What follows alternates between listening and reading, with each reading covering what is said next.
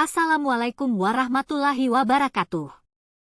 Halo semuanya, perkenalkan nama saya Eka Widyaningsih dengan NPM 234120004PM dari kelas AK 21A.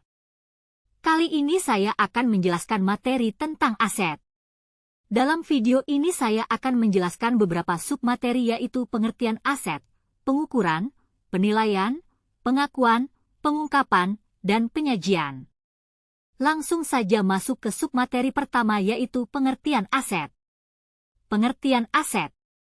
FASB Financial Accounting Standard Board mendefinisikan aset sebagai manfaat ekonomik masa datang yang cukup pasti diperoleh atau dikendalikan oleh suatu entitas sebagai akibat transaksi atau kejadian masa lalu. Sedangkan ASB Australian Accounting Standards Board menjelaskan bahwa aset merupakan potensial jasa atau manfaat ekonomis masa depan yang dikendalikan dengan peloporan entitas sebagai hasil dari transaksi atau kejadian masa lalu. Aset dinilai memiliki sebagai manfaat ekonomi dan bukan sebagai sumber ekonomis, resources, karena manfaat ekonomis tidak membatasi bentuk atau jenis sumber ekonomis yang dapat dikategorikan sebagai aset. Selain itu, pengendalian aset tidak dibatasi hanya perusahaan bisnis, tapi secara luas juga organisasi non-bisnis. Berdasarkan pada definisi aset, dapat disimpulkan bahwa terdapat 3 karakteristik utama yang harus dipenuhi agar suatu objek dapat dikategorikan sebagai aset. Manfaat ekonomis. Aset harus memiliki nilai manfaat ekonomis di masa depan yang cukup pasti. Misalkan seperti kas memiliki manfaat atau potensi jasa karena memiliki daya beli atau daya tukar dalam unit moneter. Objek selain kas juga harus memiliki nilai manfaat ekonomis yang dapat ditukarkan dengan kas, barang, atau jasa, sehingga dapat digunakan untuk memproduksi barang dan jasa, atau dapat digunakan untuk melunasi kewajibannya. Dikendalikan entitas, aset harus dimiliki dan dikendalikan oleh entitas. Entitas harus mampu untuk mendapatkan, memelihara, menahan, menukarkan, menggunakan manfaat ekonomis serta mencegah pihak lain menggunakan manfaat tersebut. Sebagaimana MOS 1982 dalam Suarjono 2005 menjelaskan bahwa pengendalian suatu aset dapat dicapai dengan cara-cara berikut. 1. Pembelian, buy purchase. 2.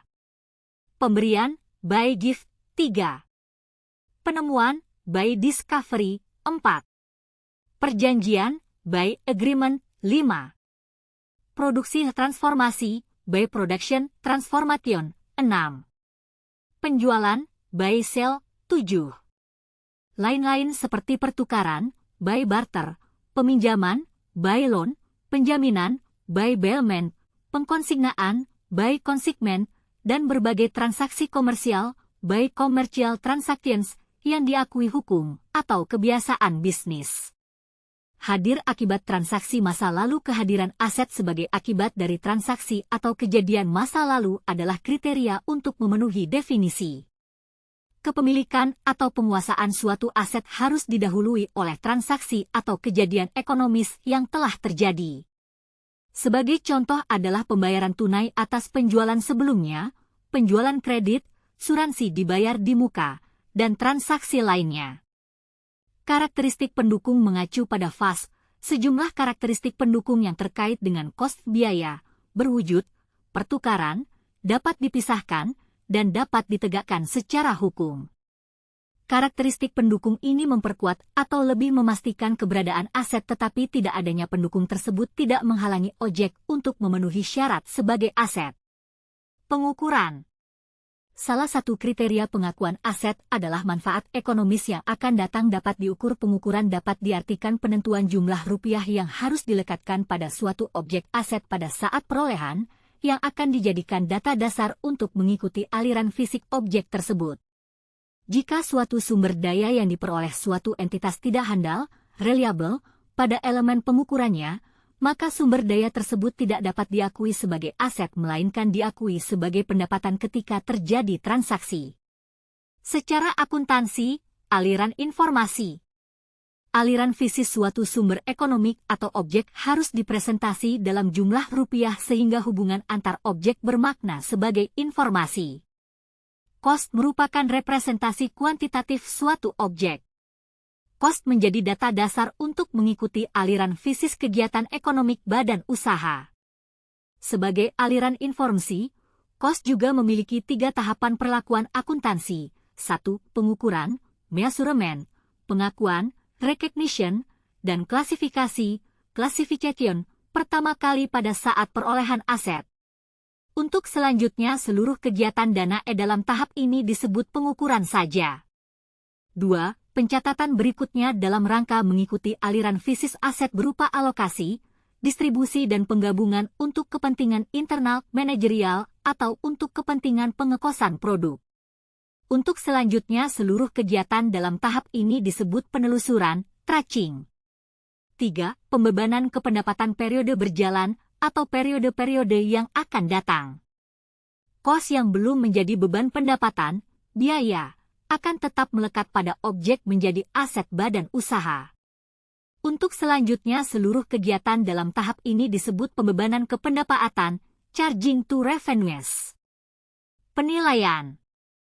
Bila dikaitkan dengan aset, dasar penilaian menurut FAST nomor 5, PRGF 67, dapat disarikan sebagai berikut ini. 1. Historical cost tanah, gedung, perlengkapan pabrik, dan kebanyakan sediaan dilaporkan atas dasar cost historisnya yaitu jumlah rupiah kas atau setaranya yang dikorbankan untuk memperolehnya. 2. Current replenishment, cost beberapa sediaan disajikan sebesar nilai sekarang atau penggantinya yaitu jumlah rupiah kas atau setaranya yang harus dikorbankan kalau aset tertentu yang sejenis diperoleh sekarang. 3. Current market value, beberapa jenis investasi dalam surat berharga disajikan atas dasar nilai pasar sekarang yaitu jumlah rupiah kas atau setaranya yang dapat diperoleh kesatuan usaha dengan menjual aset tersebut dalam kondisi perusahaan yang normal, tidak akan dilikuidasi. 4. Net realizable value, beberapa jenis piutang jangka pendek dan sediaan barang disajikan sebesar nilai terrealisasi bersih yaitu jumlah rupiah kas atau setaranya yang akan diterima, tanpa didiskon, dari aset tersebut dikurangi dengan pengorbanan, cost, yang diperlukan untuk mengkonversi aset tersebut menjadi kas atau setaranya. 5%, or discounted, value of future cash flows, piutang dan investasi jangka panjang disajikan sebesar nilai sekarang penerimaan kas di masa mendatang sampai piutang terlunasi, dengan tarif diskon implisit, dikurangi dengan tambahan kos yang mungkin diperlukan untuk mendapatkan penerimaan tersebut. 6. Fair value berdasarkan FAS 157, nilai wajar adalah harga yang dapat diterima untuk menjual aset atau membayar transfer kewajiban di pasaran saat tanggal pengukuran. Pengakuan, mengutip BKUI 1993, HLM 194-195, menunjukkan kondisi perlu, necessary, dan kondisi cukup, sufficient, yang merupakan penguji, tes, yang cukup rinci untuk mengakui aset yaitu 1. Deteksi adanya aset, detection of existence test. Untuk mengakui aset, harus ada transaksi yang menandai timbulnya aset. 2. Sumber ekonomik dan kewajiban, economic resources and obligation test. Untuk mengakui aset, suatu objek harus merupakan sumber ekonomik yang langka, dibutuhkan, dan berharga.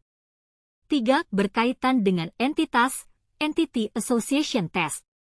Untuk mengakui aset, kesatuan usaha harus mengendalikan atau menguasai objek aset. 4. Mengandung nilai, non-zero magnitude test. Untuk mengakui aset, suatu objek harus mempunyai manfaat yang dapat ditentukan besarnya secara moneter. 5. Berkaitan dengan waktu pelaporan, temporal association test. Untuk mengakui aset, semua penguji di atas harus dipenuhi pada tanggal pelaporan, tanggal neraca. 6. Verifikasi, verification test. Untuk mengakui aset, harus ada bukti pendukung untuk meyakinkan bahwa kelima penguji di atas dipenuhi. Pengungkapan. Apabila sebagian atau seluruh bunga dikapitalisasi, tentu saja akan terdapat sebagian informasi yang hilang. Sehingga diperlukan adanya pengungkapan, disclosure, mengenai hal ini sehingga laporan keuangan dapat dipercaya dan tidak menyesatkan para penggunanya. Agar laporan keuangan tetap informatif, hal-hal yang harus diungkapkan sebagai penjelas laporan keuangan adalah sebagai berikut. 1. Apabila tidak ada kos bunga yang dikapitalisasi, total bunga yang terjadi selama periode dibebankan sebagai biaya periode tersebut.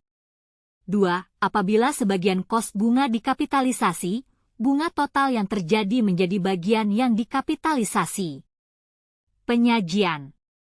Secara umum, prinsip akuntansi yang diterima umum memberi pedoman penyajian dan pengungkapan aset sebagai berikut. 1. Aset disajikan di sisi debit atau kiri dalam neraca berformat akun atau di bagian atas dalam neraca berformat laporan. 2. Aset diklasifikasi menjadi aset lancar dan tetap. 3. Aset diurutkan penyajiannya atas dasar likuiditas atau kelancarannya, yang paling lancar dicantumkan pada urutan pertama. 4. Kebijakan akuntansi yang berkaitan dengan pos-pos tertentu harus diungkapkan, misalnya metode depresiasi aset dan dasar penilaian sediaan barang. Sekian penjelasan dari saya, kurang dan lebihnya saya mohon maaf. Wassalamualaikum warahmatullahi wabarakatuh.